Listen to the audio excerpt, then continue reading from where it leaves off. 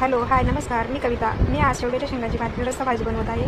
त्यासाठी मी इकडे शेंगा कट करून पातेल्यामध्ये थोडं पाणी टाकून त्यामध्ये शेंगा शिजवायला ठेवत आहे. आता ह्या शेंगा चांगल्या शिजू द्यायच्या आणि तोपर्यंत इकडे तव्यावर त्या रस्सा भाजीसाठी मसाला बनवून घ्यायचा. त्यासाठी कांदा भाजून घ्यायचा तव्यावरती.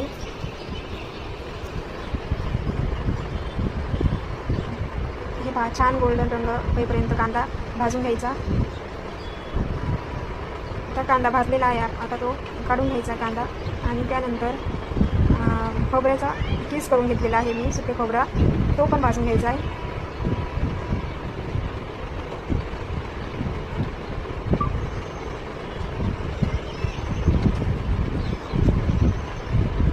पहा, आता खोबरं पण भाजून झालेलं आहे. आणि इकडे मी 2 हिरव्या मिरच्या आणि अद्रक पण थोडंसं भाजून घेतलं आहे. आणि आता हे वाटण आपण त्यात मिक्सरच्या भांड्यामध्ये बारीक करून घ्यायचं आहे. कोथिंबीर पण मी त्यात टाकलेली. आणि इकडे कढईमध्ये मी तेल गरम करून त्यात फोडणीला मोहरी टाकली आहे, थोडेसे जिरे टाकले आहेत, कढीपत्ता पण टाकला आहे, हळद टाकली आहे आणि मसाले टाकले आहेत. आणि आपण जे वाटण बारीक करून घेतलं होतं ते वाटण टाकलेलं आहे त्यामध्ये. पहा कसं छान दिसते, खूप छान बनते. अशा पद्धतीने भाजी बनवून पहा तुम्ही एकदा.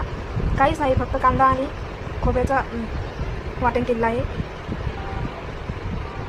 आणि आता त्यामध्ये उकडलेल्या शेंगा टाकून घ्यायच्या. आपण त्या वाटणामध्ये, परतलेल्या वाटणामध्ये थोड्याशा शेंगा परतून घ्यायच्या आहेत. शेंगा पण त्यामध्ये छान परतून घ्यायच्या आहेत. आणि आता त्यामध्ये नमक टाकते मी. आणि जे शेंगा उकडलेलं पाणी होतं तेच पाणी त्यामध्ये टाकले भाजीमध्ये. पहा, छान भाजी दिसतानाच एवढी खूप छान दिसते आणि खायला पण खूप छान लागते. तुम्ही एकदा बनवून पहा अशी भाजी, खरंच खूप छान टेस्टी येते अशा प्रकारे बनवलेल्या भाजीला. एकदा नक्की करून पहा आणि भाजी आवडली तर लाईक शेअर सबस्क्राईब करा. थोडी याला शिजवू द्यायची आहे भाजी झाकण ठेवून. आणि पहा आता कशी छान बनली आहे शिजवून भाजी, खूपच टेस्टी बनते. एकदा नक्की बनवून पहा अशा पद्धतीने. पहा आता इकडे मी त्यासोबत भात